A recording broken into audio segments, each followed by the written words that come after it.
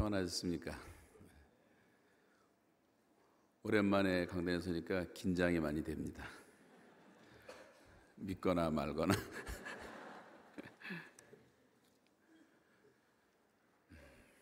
오늘 그 말씀을 생각하면서 제목만 생각하다 왔어요. 제목을 잊지 마시기 바랍니다. 하나님 나라의 꿈을 꼭 잊지 마시기 바랍니다. 이 꿈이 없는 백성은 망한다는 말은 우리에게 주는 교훈이 많습니다. 세상 사람들도 이 꿈이 없으면 망합니다. 세상의 역사를 살펴보면 다 모두 꿈이 있는 사람들이 만들어 왔다는 것을 알 수가 있죠. 라이트 형제가 하늘을 나는 꿈을 꾸었기 때문에 우리가 지금 비행기 타고 다니는 시대를 맞이했습니다. 포드가 자동차 타고 다니는 꿈을 꾸었기 때문에 온 세상에 지금 자동차가 가득합니다. 누군가 인공지능 시대의 꿈을 꾸었기 때문에 우리가 지금 제4차 기술혁명 시대라고 말하는 지금 무인 자동차 시대를 우리는 곧 맞이하게 됩니다. 아인슈타인이라는 사람도 꿈을 꾸는 사람이었어요. 이 아인슈타인 전기를 제가 오래전에 읽어봤는데 이 아인슈타인은 별로 이 세상에는 흥미가 없는 것 같았습니다. 그래서 이 사람이 참 이혼했다는 것이 마음이 아프지만 이혼할 특별한 이유가 없었고 저는 그 부인이 정말 참 안 됐다고 생각을 하는데 그 이유를 그 두 아들을 놓고 자기 나라로 가는 모습을 보면서 가정 생활을 잘 못했구나 하는 생각도 하게 됩니다. 1930년 독일에서 미국으로 이제 아인슈타인이 이제 오게 됐을 때 어느 날 맨하탄을 지나다가 오래된 한 제자를 만났습니다. 그 아인슈타인의 제자가 묻기를 선생님 안녕하십니까? 그런데 어떻게 옛날에 입었던 그 옷을 그 외투를 아직도 입고 계십니까? 제가 하나 사드릴까요? 그랬더니 아인슈타인이 말하기를 여기서 나를 아는 사람이 아무도 없는데 무슨 신경 쓸 거 있습니까? 그리고 이제 헤어졌는데 몇 년 지난 다음에 다시 맨하탄에서 그 제자를 다시 만납니다. 그때도 똑같은 외투를 입고 있었어요. 아니 선생님 아직도 그 외투를 입고 계십니까? 남들이 보기에도 좀 그렇지 않습니까? 제가 꼭 하나 또 사드리고 싶습니다. 그랬더니 아인슈타인이 하는 말이 이제 모든 사람이 다 나를 아는데 별 신경 쓸 거 있습니까? 이 꿈이 있는 사람들은요 이 세상의 어떤 유행 같은데 별로 민감하지가 않습니다.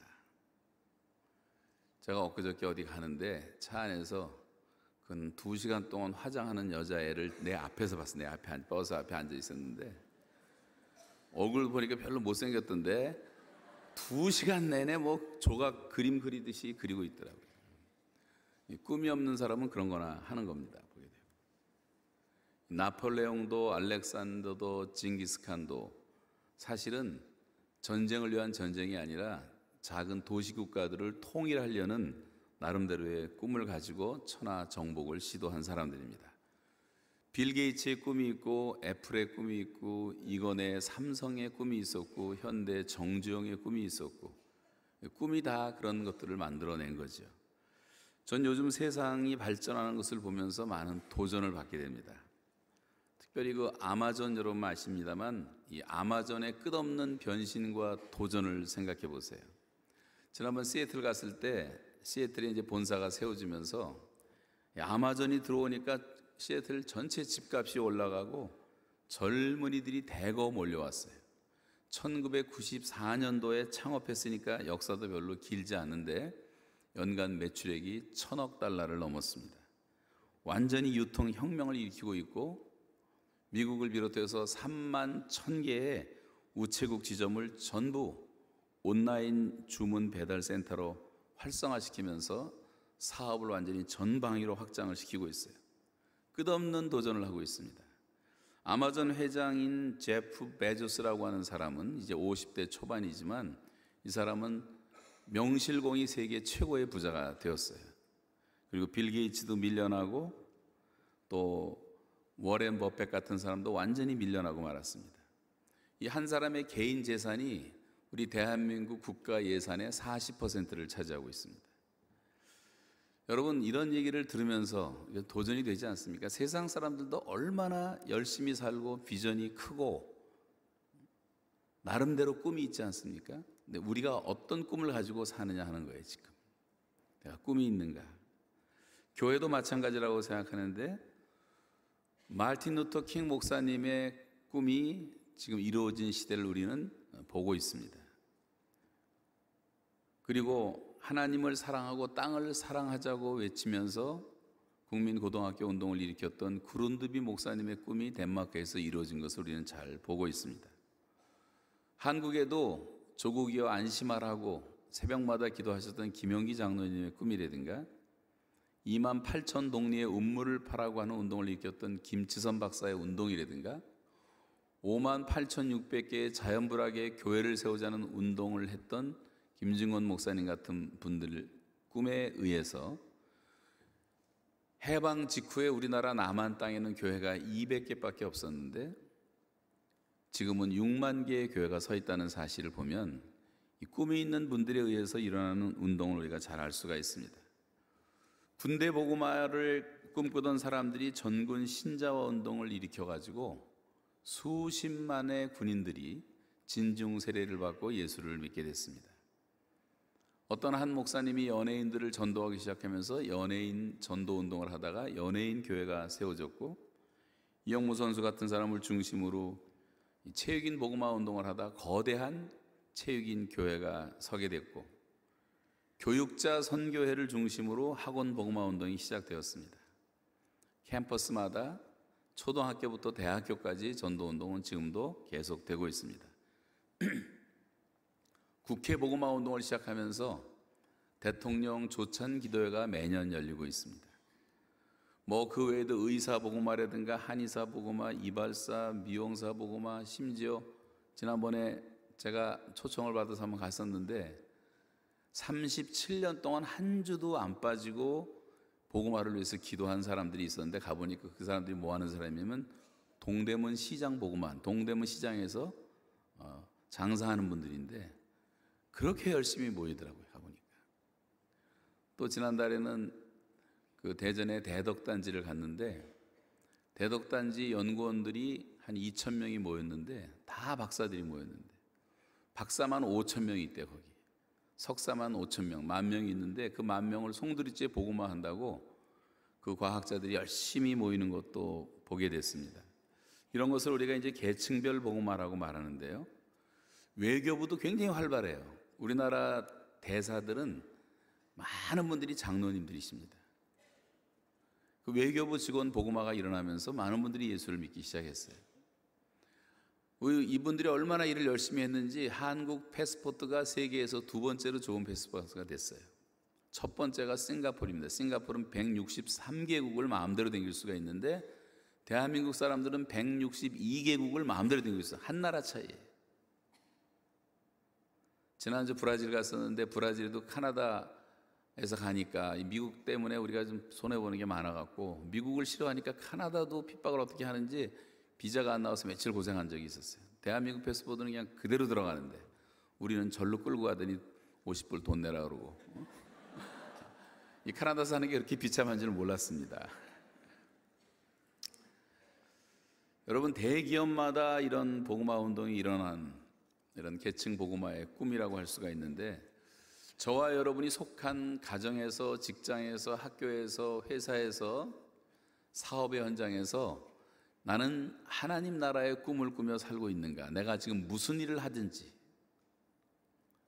그걸 한번 우리가 좀 스스로 점검해 보자고 하는 것입니다. 여러분, 하나님께서는 하나님의 자녀들인 우리들이 꿈을 꾸기를 원하시는데 그 꿈은 바로 하나님 나라에 대한 꿈이에요. 그것을 우리가 킹덤 드림이라고 자주 말을 합니다. 킹덤 드림. 이런 킹덤 드림이 우리에게 있는가? 성경에 보면 하나님께서는 자녀들에게 꿈을 다 주시는데, 하나님이 아브라함을 부르실 때도 모든 민족이 다 너를 통해서 복을 받을 것이다. 너는 믿음의 조상이 될 것이고 복의 근원이 될 것이다. 열방의 아비가 될 것이다. 이런 엄청난 꿈을 아브라함에게 계속 보여주셨는데, 드디어 아브라함이 어느 날 믿었더니 하나님께서 말씀하시기를 그의 믿음을 보시고 그것을 그의 의로 여기셨다. 그래서 유명한 이신칭의의 교리가 아브라함부터 시작되죠. 야곱도 바단 아람에서 20년 동안 죽을 고생을 했지만 하나님이 보여주셨던 꿈을 안고 인생길을 믿음으로 걸어갑니다. 마지막 하나님께서는 꿈속에서 야곱에게 고향 땅으로 돌아가라고 지시하시게 되죠. 그 꿈을 갖고 살았어요. 마지막까지. 가나안에 대한 꿈. 요셉도 꿈을 꾸었습니다. 해와 달과 12별이 자기 앞에 무릎 꿇고 절하는 꿈을 꾸죠.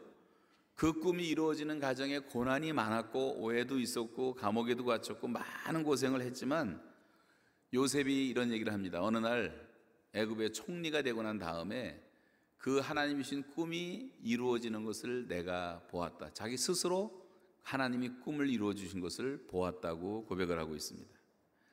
여러분, 신약에 있는 성도들은 다 이제 생략하고 우리들이 꿔야 될 꿈은 바로 하나님 나라의 꿈이에요. 예수님이 우리에게 말씀하신 것도 이 하나님 나라의 꿈을 꾸라고 말씀하고 있습니다. 나를 통해서 내가 움직이는 모든 삶의 정황 속에서 하나님의 나라가 이루어지고 있는가? 하나님의 주권이 역사하고 하나님의 백성들이 많아지고 하나님의 뜻이 이루어지고 있는가를 보라고 하는 거죠. 그래서 주께서 말씀하시기를 너희는 먼저 그의 나라와 하나님의 나라와 그 의를 구하라. 이거를 우리가 명백하게 기억하고 있으면 이 모든 것을 더해 주시는 하나님의 축복을 누릴 수가 있다는 것이죠. 우리가 이 하나님의 축복을 마음껏 누리지 못하고 살고 있는 이유는 이 중요한 우선순위가 잘못됐기 때문에, 내 나라와 내 의를 구하기 때문에 하나님의 나라를 구하라고 성경은 말씀하고 있어요. 그리고 그 의를 구하라. 그 의라는 것은 예수 그리스도를 믿음으로 말미암아 얻는 의인이 차별이 없이 주시는 모든 사람에게 주시는 하나님의 의를, 다시 말하면 그것이 복음인데 이 복음을 전하는 것이야말로 하나님의 나라와 의를 구하는 것이라는 하는 것이고, 그것이야말로 교회가 가져야 될 가장 중요한 역할이라고 하는 것입니다. 자, 이제 예수 믿고 구원받은 하나님의 자녀들은 바로 이 하나님의 나라를 구할 줄 알아야 돼요. 저는 이북에서 감옥 안에서 이 말씀을 묵상하면서 10가지 찬송시를 적어봤는데 참 이런 교회가 되면 좋겠다. 제가 후회스러운 것들을 가지고 그래서 그걸 편지 속에 집어서 보냈는데 박 목사님이 보시고 작곡을 해주셔서 여러분이 불렀던 기억이 나실 겁니다. 사도 바울의 마음에서 떠나지 않았던 유일한 한 가지 근심은 하나님의 교회에 대한 염려였습니다. 여러분, 이 교회라는 것은 하나님이 세우신 기관이기 때문에 우리가 생각하는 것보다 훨씬 중요한 의미를 갖고 있어요. 그래서 오늘 10가지를 다 말씀 못 드리고 10가지 드리면 또 점심 못 먹고 그럴 것 같아서 3가지만 말씀드리겠어요. 서론만. 이 교회라는 것이 얼마나 소중한 것인가를 생각할 때 첫 번째로 기억해야 될 것은, 이 교회라는 것은 예수님이 세우신다. 예수님이 내 교회를 세우리라 말씀하셨어요. 그런 의미에서 모든 교회는 다 주님의 교회입니다. 그리고 참된 교회는, 또 부흥하는 교회는 성령님이 세우시는 교회라고 할 수가 있어요. 성경에 보시면 성령님이 교회의 감독자들을 세우신다고 말씀하고 있고, 그리고 교회는 예수의 핏값으로 값주고 사신 교회라고 말씀하고 있습니다. 하나님이 최고의 값을 치르시고 사신 하나님의 신적 기관이 교회라고 말하고 있죠. 교회는 거룩합니다. 이 무너져가는 세상 속에서 하나님의 나라를 세우는 역할을 하는 것이 성경은 교회라고 말씀을 하고 있어요. 그래서 교회를 성육신의 연장이라고도 말합니다. 예수님은 승천하셨지만 그러나 당신의 몸된 교회를 이 땅에 남겨두시고 가셨어요.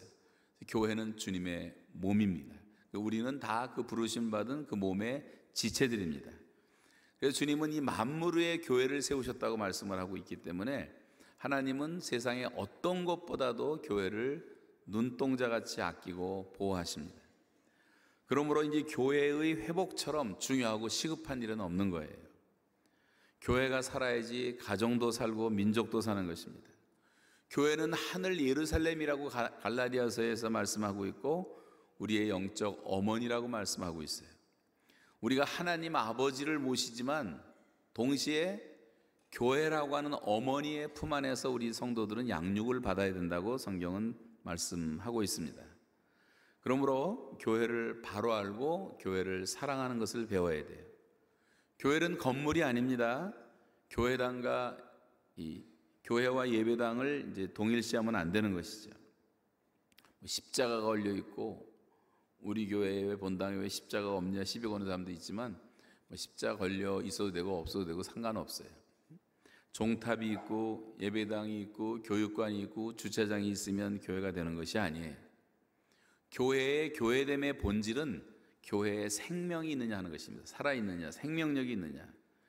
예수의 생명이 흐르지 않는 교회, 성령이 각 사람을 다스리고 인도하시는 성령의 인도함 가운데 있지 않는 교회는 병든 교회거나 죽은 교회입니다.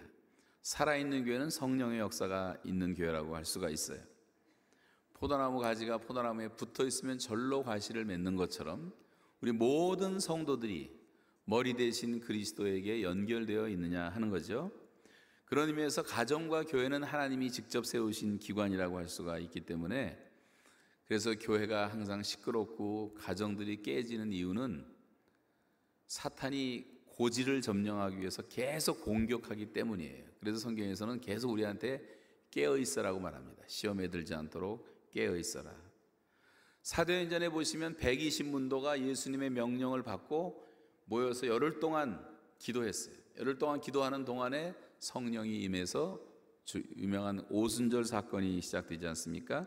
그때부터 사도행전의 역사가 펼쳐지기 시작하는데, 성령이 오신 이후부터 세상에서 다 성령께서 불러 모으신 사람들이 이 교회를 이루게 되고, 그 교회의 성도들은 성령이 말하게 하심을 따라 말하기 시작했고, 성령의 능력을 받아서 담대히 전도함으로 그리스도의 증인이 되므로 하나님의 나라를 가장 확장하기 시작합니다.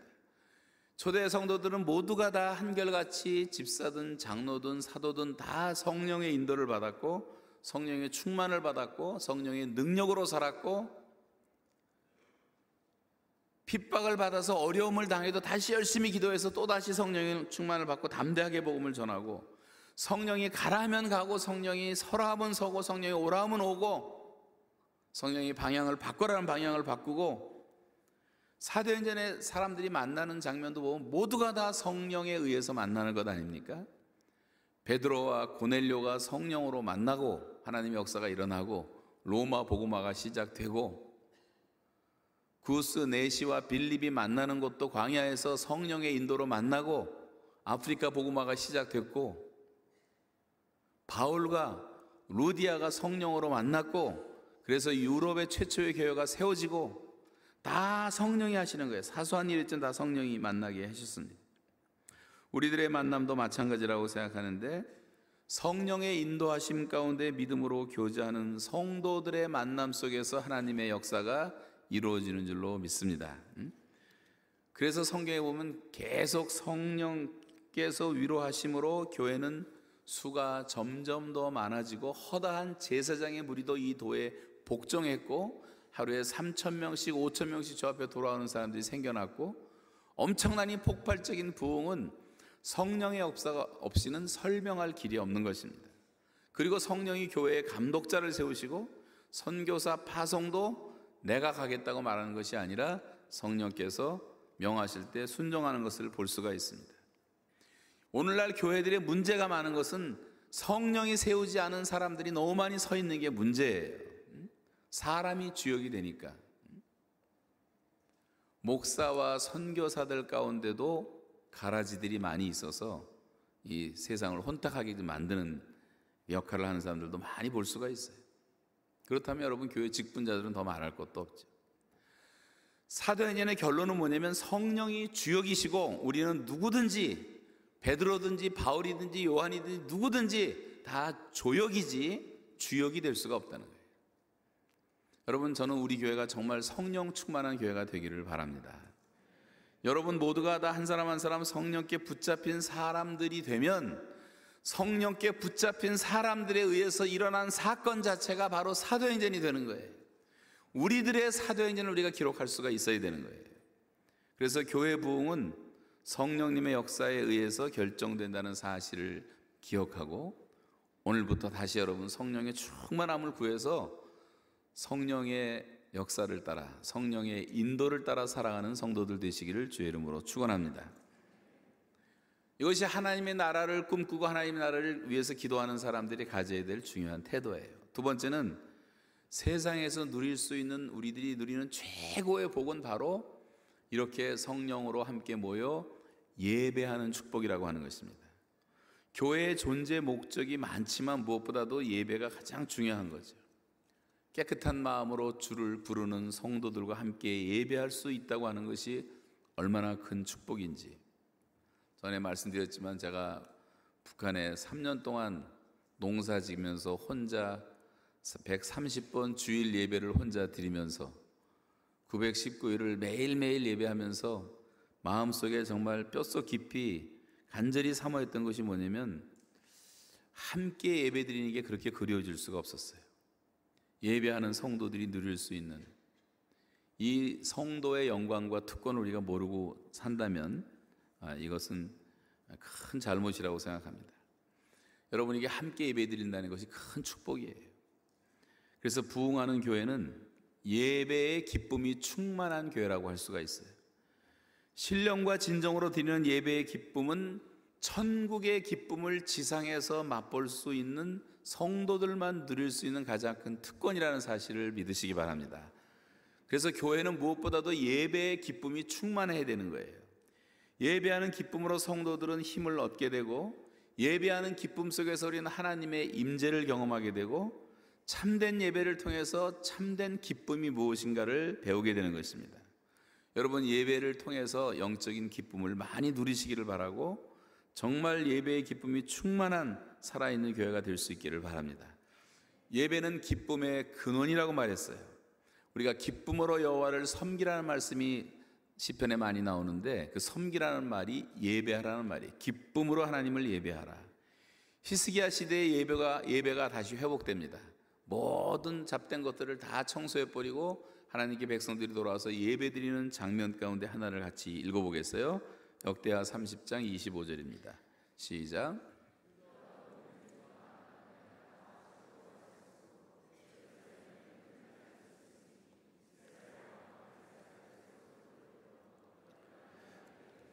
네, 그 희락이라는 것은 기쁨 아니에요. 기쁨. 솔로몬 때 이후로 이런 기쁨이 없었다.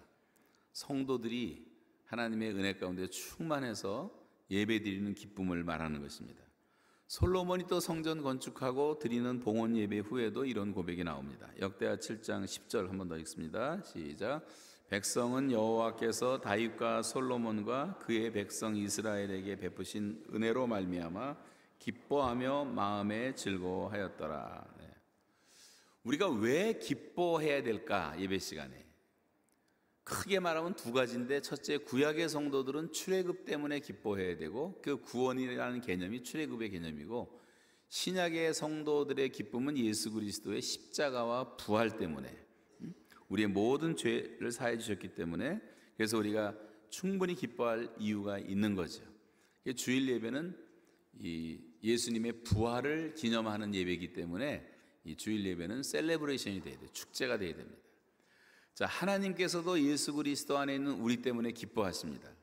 잘 아시는 스바냐 3장 17절에 너희 하나님 여호와가 너희 가운데 계시니 그는 구원을 베푸실 전능자시라.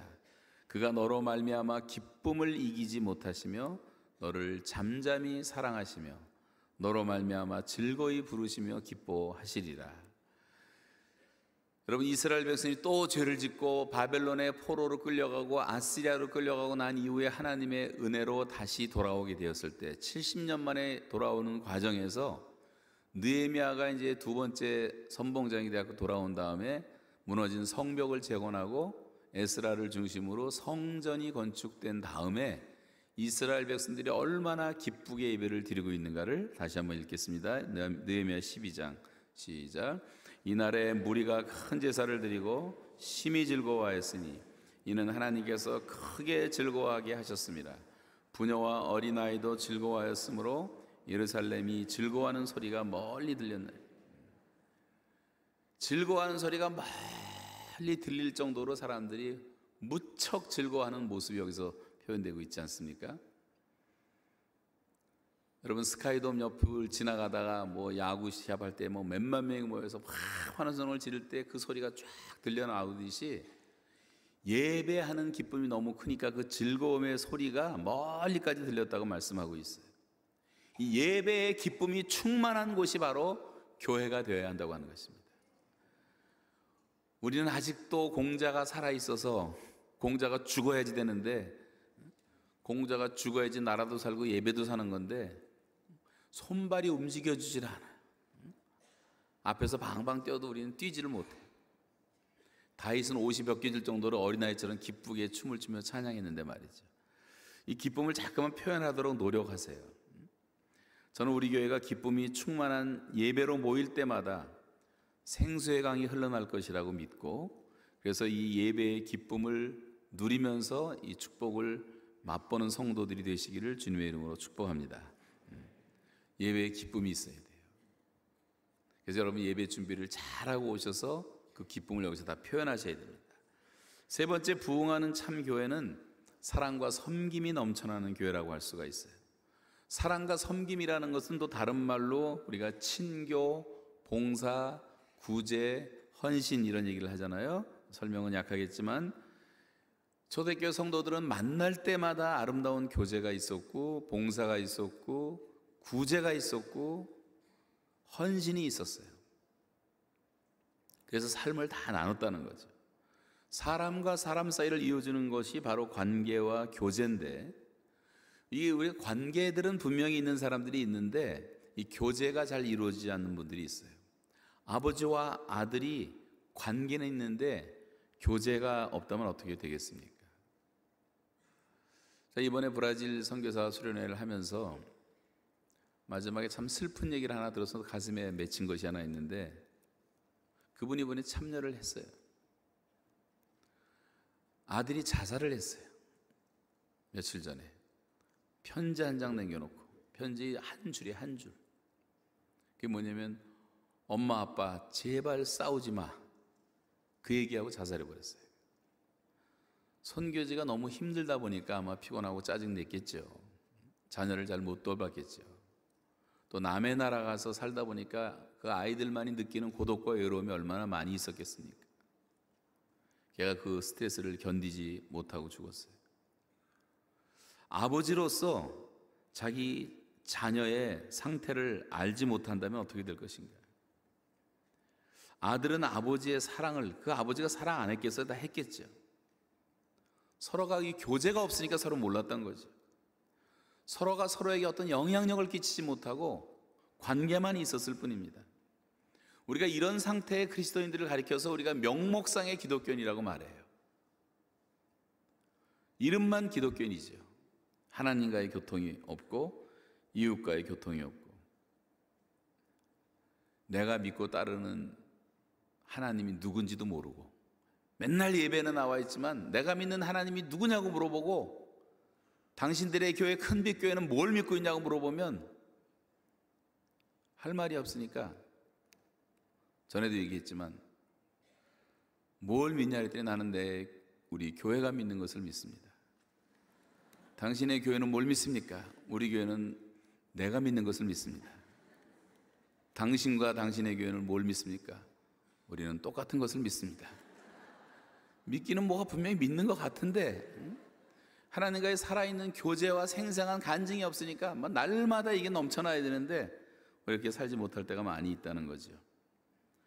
여러분, 성경은 우는 자와 함께 울고 즐거워하는 자와 함께 즐거워하라는 말씀을 하고 있어요. 이렇게 우리가 우는 자와 함께 울고 즐거워하는 자와 함께 즐거워하지 못한다면 우리 교제는 끊어져 있는 것입니다. 오늘날 교회를 보면 관계는 있지만 교제가 실종된 그런 성도들이 너무나 많이 있어서 그런 사람들의 숫자가 많을수록 그 교회는 극장교회, 식당교회가 되는 거예요. 극장에도 사람들 많이 모이고 식당에도 많이 모이지만 서로 전혀 모르는 사람들인 것처럼. 여러분 일부 예배 사람들 아십니까? 일부 예배가 많이 커졌어요. 성가대도 아주 제대로 자리를 잡았고, 또 요 전에 있었던 영어 예배도 점점 커지고 있고, 청년 예배들이 3군데 4군데서 예배드리고 있고. 다운타운 교회 한번 가보셨습니까? 제가 여러 번 묻는 질문이지만 다 우리 교회인데 우리 젊은이들이 어떻게 예배드리고 있나? 이게 주일인데, 주일날은요 The Lord's Day, 주님의 날이에요. 주님의 날, 내 날이 아니라. 제가 이게 농담 비슷한 진담인데요, 예배를 한 3시간 정도 드렸으면 좋겠어요. 어떻게 보면 예배 같지가 않아요. 1시간 찬송 우리 뭐 2곡도 아니 1곡 예배 시간에 부르고, 물론 이제 복음성가 하지만 찬송도 한 30분 1시간 충분히 불러서 그냥 찬송에 완전히 푹 빠지고, 기도를 한 20분 30분 열심히 하면서 성령 충만을 받고, 하나님의 말씀을 충분히 듣고, 성가대 찬양 2번씩 하고, 한 번 하고 또 한 번 하고, 한 3시간 정도. 러시아 교회가 지금 그렇게 예배드리죠. 아직도. 중국도 그렇고요. 우리나라도 옛날에 그렇게 열심히 예배드렸었는데 어느 날부터가 이렇게 변질되기 시작한 거예요. 설교가 조금만 길어져도 팔을 있는 대로 들어가고 빨리 보라고 시계 보는 거예요. 막.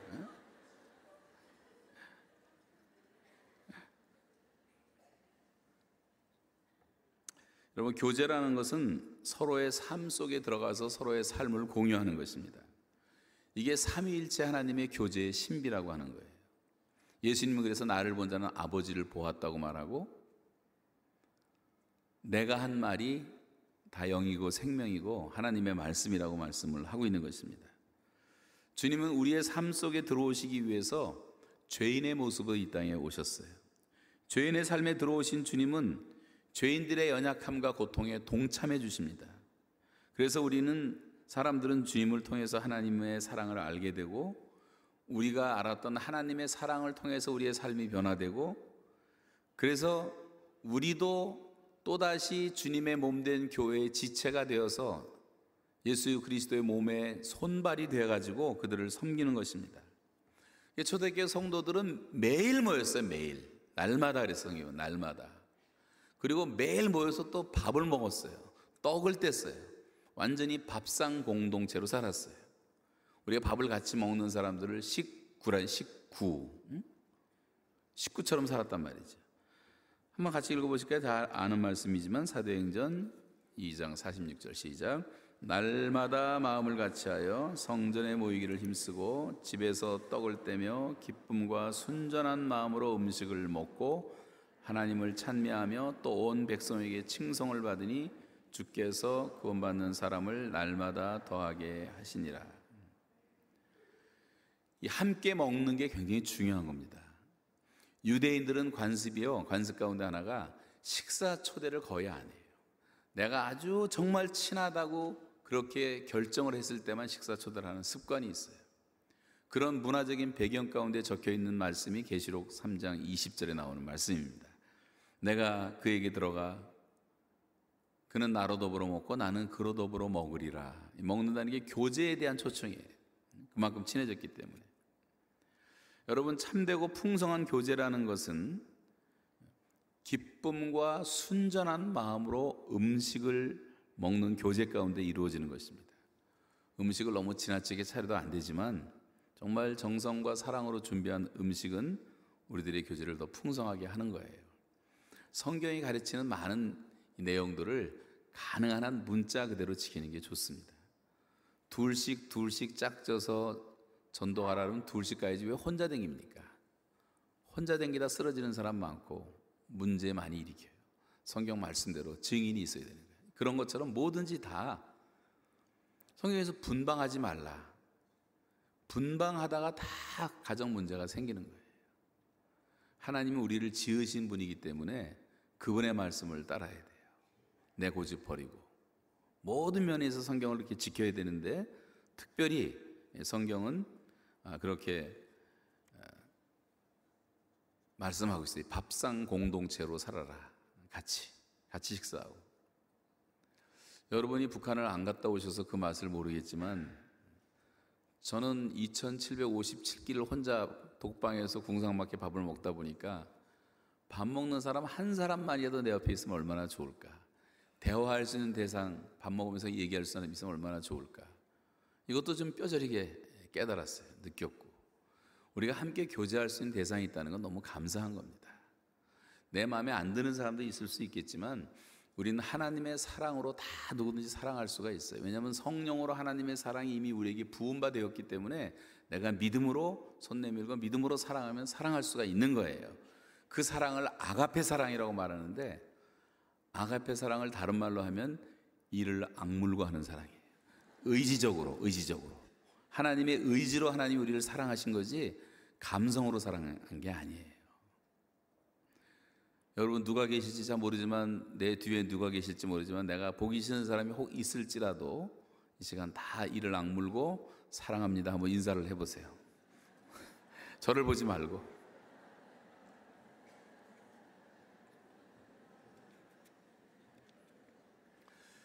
서로 사랑하라는 계명만 지키면 모든 계명을 다 지킬 수가 있는 것입니다. 이 한마디 서로 사랑하라는 말 속에 주님의 모든 계명이 다 들어있어서 이것은 영원한 새 계명이라고 말씀하셨잖아요. 오죽하면 사도 요한은 100세가 되었어도 맨날 똑같은 설교만 했겠어요. 예수님의 품 안에서 늘 예수님의 말씀과 사랑을 받고 있었던 사도 요한은 사랑의 메시지밖에 전할 것이 없었던 것 같아요. 서로 사랑하라. 그럼 네가 하나님 편에 있는 것이다. 사랑하지 않는 사람 마귀 편에 있는 것이다. 사랑하면 하나님의 뜻을 이룰 수 있고 너희가 예수 그리스도의 제자가 되는 표시다라고 말씀하잖아요. 간단히 이제 세 가지만 말씀드렸지만, 부흥하는 교회는 성령님이 세우시는 교회, 부흥하는 교회는 예배의 기쁨이 충만한 교회, 부흥하는 교회는 사랑과 섬김이 넘쳐나는 교회, 그리고 네 번째는 한 영혼을 귀히 여겨서 정말 우리 모두가 다 지체의식을 갖고, 여기 많은 분들이 앉아있지만 한 사람도 예외가 없이 내가 외롭다는 느낌을 들지 않도록 누군가 그 사람을 케어해주고, 누군가 그를 위해서 기도해주고, 누군가 그를 양육해주는, 다 이렇게 얽혀져 갖고 한 사람도 예외가 없이 한 영혼을, 정말 천하보다 귀한 한 영혼을 귀히 여기는 그런 교회가 진정한 교회고 부흥되는 교회라고 하는 것입니다. 또 부흥하는 교회는 결례를 사랑하고 열방을 사랑해서 지상명령을 성취하는 교회라고 할 수가 있어요. 또 부흥하는 참된 교회는 오직 예수 그리스도의 십자가만 자랑하는 교회라고 할 수가 있어요. 예수 그리스도의 십자가 외에는 자랑할 것이 아무것도 없는 세상에 대해서 죽은 사람들, 그런 사람들이 모이는 것이 진정한 교회 공동체라고 할 수가 있습니다.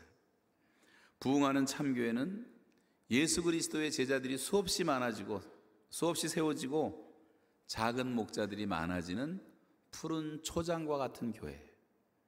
주일날 예배 시간에도 말씀의 꼴을 먹고 목장에서도 말씀의 꼴과 은혜의 꼴이 풍성해서 그렇게 푸른 초장같이 살아가는 성도들의 교회.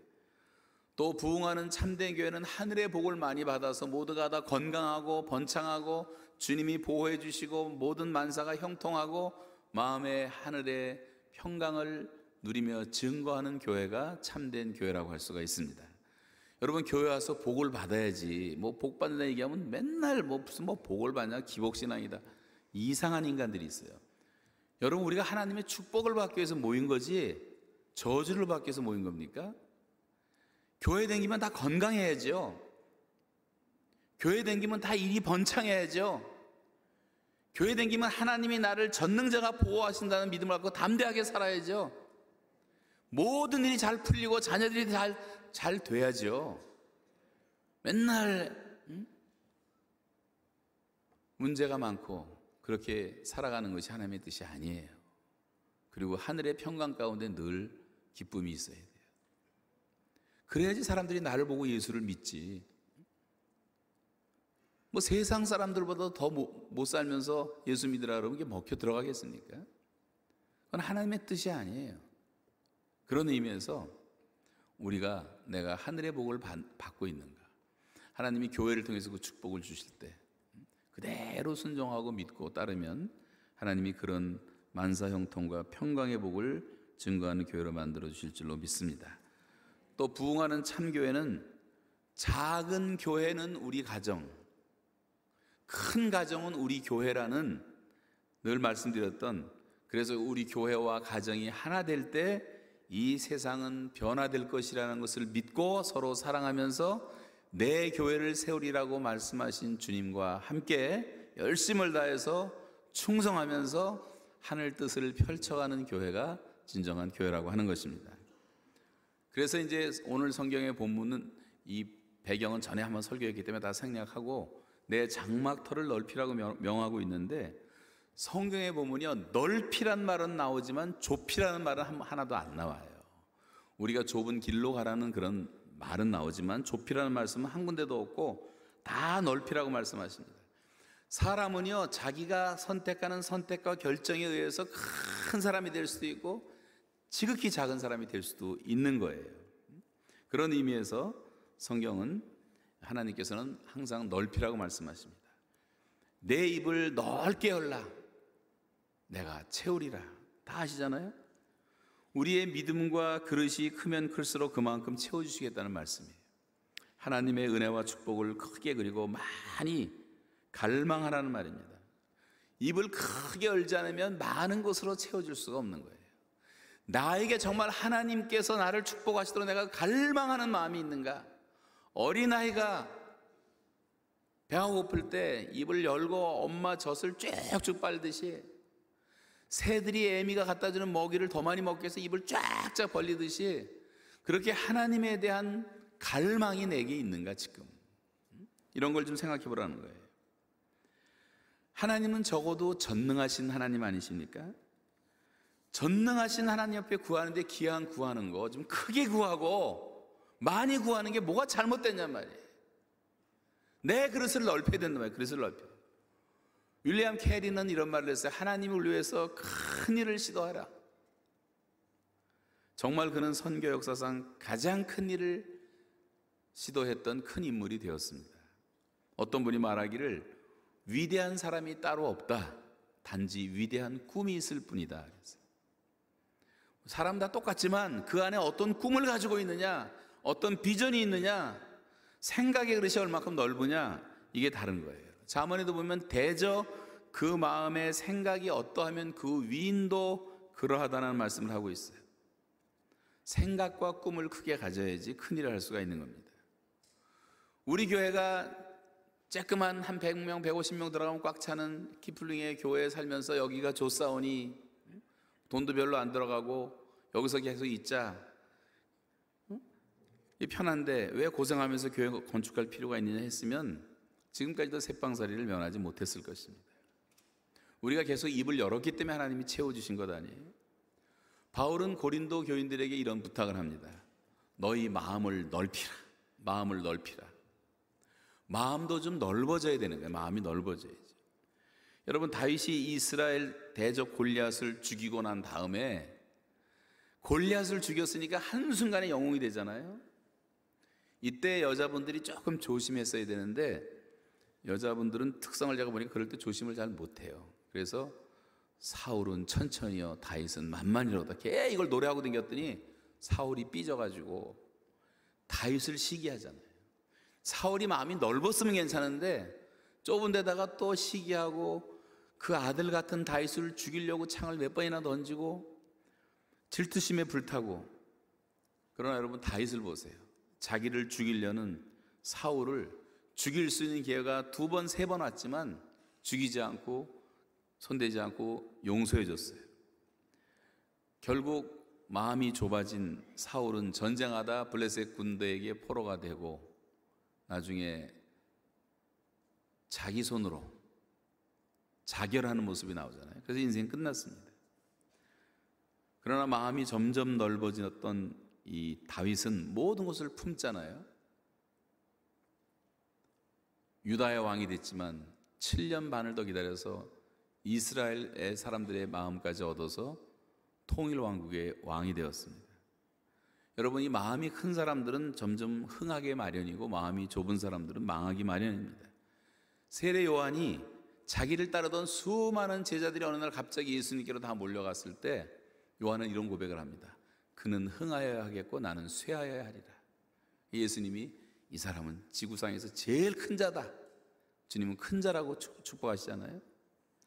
사람이 이기심에 사로잡혀 있으면요, 자기 이익만 생각하고 자기 몸뚱이 하나만 생각하고 자기 중심적인 사람이 되면 점점 좁아지는 겁니다. 이타적으로 생각을 해요. 이타적으로. 이런 사람들은 점점 마음이 넓어지고 기도가 커지고 사랑이 커지고 그리고 자기 자신도 늘 기쁘고 행복해지는 겁니다. 교만과 겸손도 마찬가지예요. 겸손한 사람들은 항상 넓어져요. 모든 사람을 수용하고 다 품을 수가 있어요. 교만한 사람들은 항상 자기밖에 모르기 때문에 점점점 좁아지는 것입니다. 결국은 이 관계도 다 나빠질 수밖에 없는 거죠. 예수 그리스도의 수제자 베드로가 예수님 앞에 와서 예수님, 나한테 잘못한 사람은 얼마나 용서해야 됩니까? 하루에 7번 용서하겠습니까? 하고 큰 인심을 썼더니 예수님 말씀하시기를 70번씩 7번이라도 용서해라. 언제든지 용서를 구하는 사람은 예외 없이 용서하라고 주님이 가르쳤어요. 이건 좀 우리가 무한히 넓은 마음을 가진다는 거예요. 무한히 넓은 마음. 너무 용서를 못하고 꽁 해가지고 그 사람 쳐다보지도 않고 말도 안 하고 그게 점점 더 작아질 수밖에 없는 거예요. 그런 작은 그릇에 하나님 뭘 채워주겠습니까? 그릇이 넓어야지 채워주시는데 말이죠.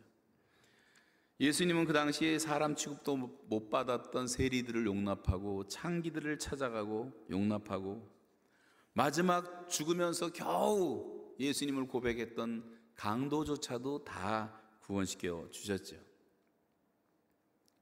오늘 성경은 우리의 장막터를 넓히고 내 처소의 휘장을 아끼지 말고 널리 펴되 너의 줄을 길게 하고 말뚝을 견고하게 박아라. 여러분, 이 교회라는 것은 점점 커져야 돼요.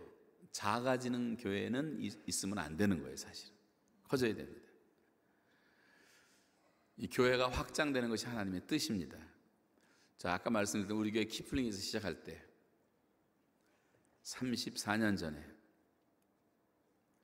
제가 우리 교회 처음 나왔을 때 한 30-40명 모였댔어요.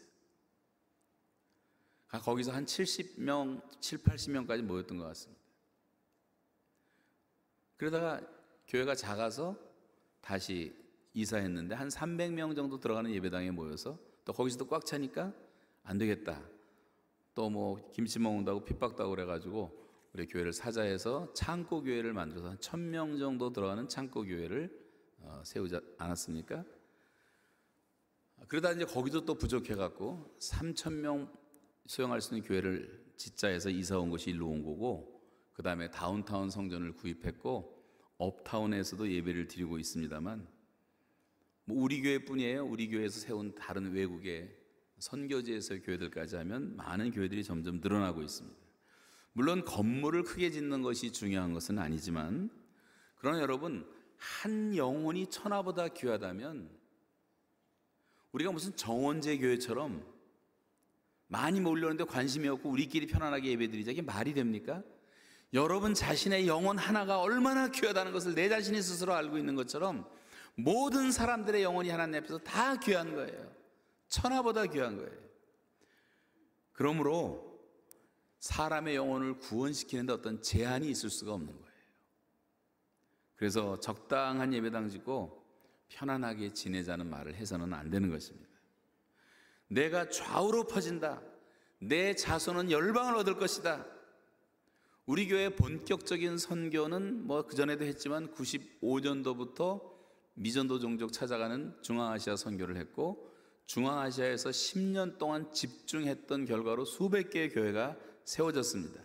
그러나 거기서 멈추지 않았고 다시 러시아로 퍼지고 아프가니스탄을 찾아가고 이라크에 가서 3개월 동안 있으면서 교회를 세우고 요르단으로 가고 인도로 가고, 인도도 지금 계속 가고 있죠. 교회가 수천 개가 세워졌죠. 탄자니아 또 교회 세웠죠. 이건 완전히 평신도들이 세운 교회예요. IT로 가서 지금 사역들을 잘하고 있죠. 세네갈에서 지금 하고 있죠. 도미니칸 공화국을 갔죠. 아프리카 말리도 가서 그 사하라 사막을 다니면서 우리 아이들이 계속 배 타고 다니면서 어부족들 전도했죠. 또 거기서 많은 분들이 원주민 선교 떠났죠. 꼬띠보라도 선교했죠. 아프리카 가나 가서 선교했죠. 멕시코로 갔죠. 캄보디아에서도 엄청난 일들 하고 있죠. 일본으로 가고 중국과 북한으로 가고 브라질로 가고 케냐로 가고 베트남에서도 지금 선교하고 있고 말라위도 하고 있고 볼리비아 선교사님도 오셨어요. 오늘 볼리비아 선교도 하고 있고. 이게 뭐냐면 우리가 여기서 성경에서 말한 것처럼 장막터를 넓히는 겁니다. 처소의 휘장을 아끼지 않는 겁니다. 줄을 길게 펴는 거고 말뚝을 견고히 박는 거고 이 일을 계속하라는 거예요. 하나님의 나라가 이 땅에 이루어지기까지 그 킹덤 드림을 잊지 말고 사도행전 사람처럼 그 일을 하라는 것이 교회에 주신 명령이고 교회가 존재하는 목적이라는 거예요. 그게 바로 하나님의 나라를 구하는 거예요. 하나님의 의의를 구하는 거예요. 그리하면 이 모든 것을 너에게 더해 주실 것이다. 믿습니까? 그래서 하나님이 모든 것을 더해 주시는 복을 받아야 되지 않겠어요? 이 우선순위가 바뀌면 되는 거예요. 우선순위. 근데 이 우선순위가 잘못 바뀌어서 우리가 항상 문제 있는 삶을 사는 것입니다. 인간은 밥만 먹고 사는 존재가 아니에요. 우리 옛날에 밥 못 먹을 때도 꿈이 있었고 희망이 있었어요. 그때 별로 죽는 사람 없었어요. 근데 요즘은 배 터지게 먹는 애들이 왜 이렇게 자살을 많이 합니까? 배는 부른데 꿈이 고프고 희망이 고프고 사랑이 고픈 거예요. 사랑을 받지 못해. 꿈이 없어요. 젊은이들이 비전이 없고. 젊은 시절 얼마든지 엄청난 일을 하나님을 위해서 할 수가 있음에도 불구하고 꿈이 없으니까 다 망할 짓만 하고 돌아다니는 거예요. 한 사람의 일생이라는 것은 그가 품은 꿈에 의해서 결정되는 것입니다. 아인슈타인이 남긴 말 가운데 유명한 한 말이 있는데 이런 말이 있어요. Imagination is more important than knowledge. 지식보다 훨씬 중요한 것이 상상력이다 했어요. 이 사람은 상상의 세계에 살았던 것 같아요. 상상력도 일종의 꿈이라고 할 수가 있습니다. 계속해서 우리가 좌우로 퍼지며 열방을 얻는 자녀들을 만들어야 되고 땅끝까지 가야 되고 모든 민족을 제자로 삼아야 되고 온 천하에 다니며 복음을 전해야 되고 열방을 축복하는 제사장 민족으로 살아가는 꿈을 꾸는 것이 뭐가 잘못이냔 말이에요. 저는 너무 부끄럽고 창피해서 말씀을 못 드리겠지만 그러나 마지막 이 말씀을 드리고 싶어요. 제가 우리 교회 어느 정도 성장할 때 우리 교인들 토론토 우리 교민사회에 10분제를 드립시다. 10만 명이면 10,000명 교회를 만들 수 있는 거고 1,000명 선교사를 파송한다고 큰 소리 좀 저는 실패하는 목사로 끝났어요. 그러니 노희성 목사님 시대에 이 일이 이루어지기를 바라고 여러분이 정말 마음을 합해서 정말 킹덤 드림을 갖고 마음이 하나가 된다면 우리 교회 10,000명 교인 만들 수가 있습니다. 이 정도 하면 갖고는 안 될 것 같은데요. 여러분 잘 몰라도 될 수 있다면 믿고 아멘 하세요. 10,000명 교인 만들 수 있는 줄로 믿습니다. 우리 교회 한 사람이 50명 전도해서 요 근래에 50명이 출석하는 사람도 있어요. 50명 전도해서 출석시킨 사람도 있어요. 그런 사람 좀 있으면 뭐 얼마든지 되는 것 아니에요. 1,000명의 선교사를 파송하는 교회가 되시기 바랍니다. 제가 북한에서 정말 회개했던 것이 그 부분이었어요. 아, 정말 그렇게 하고 싶었는데 저도 모르게 매너리즘에 빠지고 하나님과 관계가 멀어지고 너무나 멋있는 종교 배우 노릇을 하면서 담임 목사를 했었어요.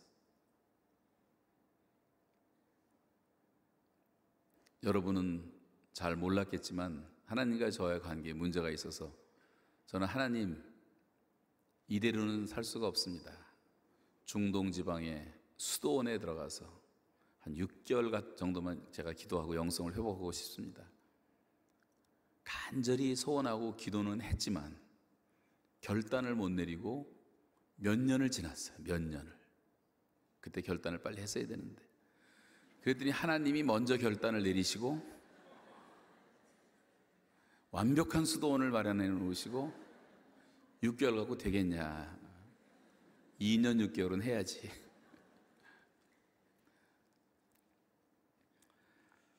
여러분, 꿈을 가지세요. 저는 못했지만 얼마든지 가능하다고 믿습니다. 또 우리 교회 부목사님들, 목사님들 다 팀들이 좋잖아요. 젊고 얼마나 좋아요.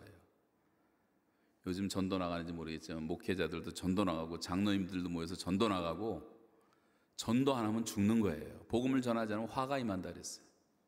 열심히 복음 전하세요. 지금 우리가 이렇게 예배드리는 이 순간에도 세상 부귀영화 따라가다가 지옥을 향해서 가고 있는 사람이 얼마나 많이 있으며, 우리 교민 10만이라고 한다면 8만 명, 9만 명이 다 아직도 멸망길로 가고 있다면 전도할 사람이 얼마나 많아요. 다 우리 밥이잖아요, 밥. 하나님이 없는 그들을 왜 전도 못하냔 말이에요. 정말 좀 열정을 내서 다시 전도했으면 좋겠고, 늙어도 결실하며 진액이 풍족하고 빛이 청청하여 여호와의 정직하심을 드러내는 종려나무처럼, 백향목처럼 지금 마지막 연세 드신 어른들도 열심을 내서 전도하고, 내 집을 채우라고 주님 말씀하시는 내 집을 채우라. 한 영혼이 천하보다 귀하다면 한 명이라도 건져내야 되지 않겠습니까? 다시 한번 영적으로 각성하고 하나님 아버지의 마음을 좀 헤아리고. 두 아들이 있었잖아요. 작은 아들 집 나갔잖아요. 허랑방탕하게 살았어요. 큰 아들은 집에서 착실하게 살았어요. 아버지도 없고 농사하고. 근데 동생이 나중에 돌아오니까 아버지가 너무 기뻐서 잔치를 베풀어 주잖아요. 송아지를 잡고. 근데 그 형이라는 놈은 와서 입이 대빨 나와가지고 심술을 부리는 거예요. 나는 아버지를 떠난 적도 없고 아버지 집에서 열심히 충성했는데 송아지 한 마리 안 잡아주더니 아버지의 자산을 저 창기와 함께 다 팔아먹은 놈이 돌아오니까 저 난리를 치는, 화가 나서 그러잖아요. 근데 아버지가 뭐라 그래? 얘야, 내게 다 네 거고 네게 내 거 아니냐. 이 아들은 죽었다가 살아나지 않았느냐. 내 마음이 기쁠 수밖에 없지 않느냐. 여러분, 그 아버지의 심정을 갖고 계십니까? 아니면 형의 입장에 있습니까? 주일학교 선생하는 거 중요하고, 재정부시에서 봉사하는 거 너무 귀하고, 성가대 하는 거 너무 귀하고, 다 좋아요. 다 좋아. 그러나 그 모든 것이 다 잃은 동생을 찾으려는 마음의 동기에서 해야 된단 말이에요.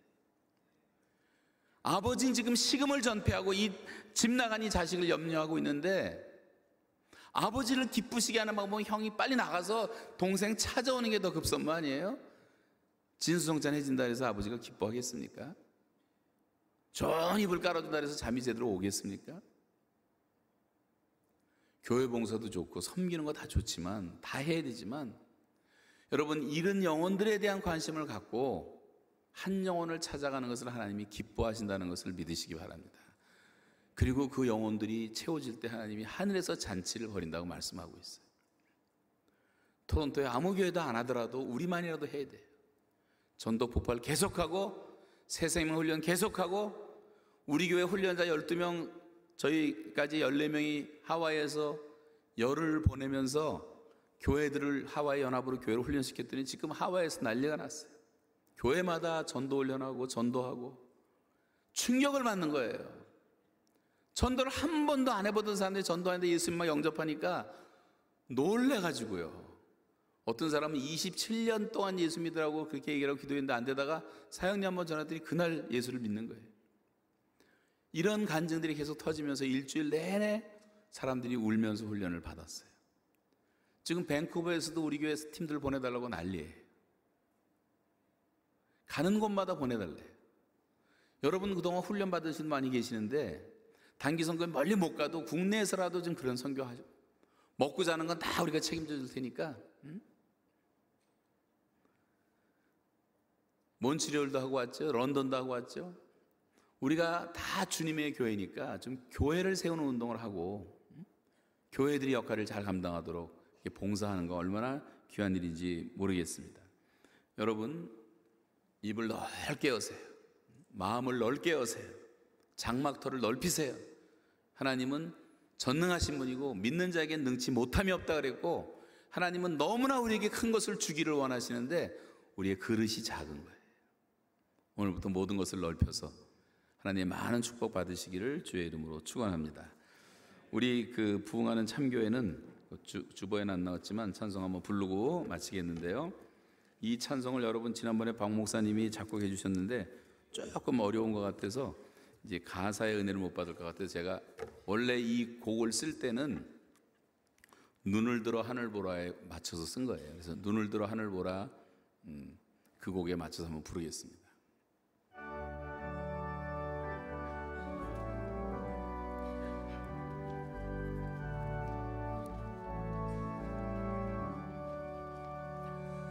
부흥하는 참교회는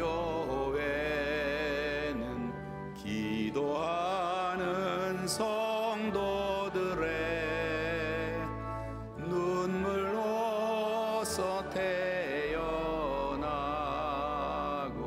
성령님이 세우시네. 세상에서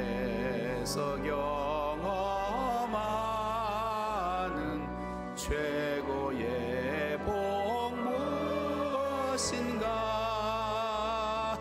성도들이 함께 모여 예배하는 기쁨일세. 아멘. 사랑 섬김 넘쳐나는 진교봉사 구제헌신. 성도들이 서로 사랑하는 모습일세. 한 영혼을 귀히 여겨 책임지는 지체의식. 건강한 몸 이루어서 세상 구원 성취하세. 결의 사랑 열방 사랑 지상 명령 성취하며 장막터를 넓혀가는 아름다운 우리 교회. 오직 하나 십자가만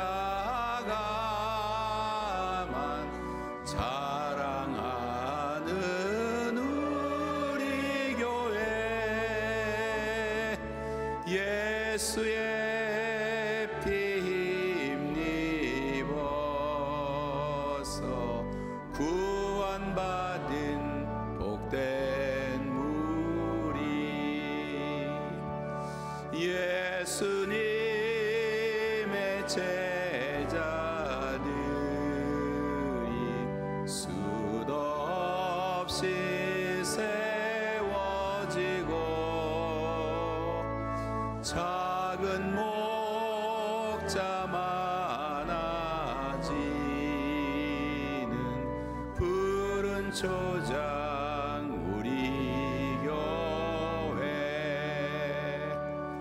하늘의 복 많이 받아 건강하고 번창하며 주의 복 만사 영통 평강의 복 증거하세.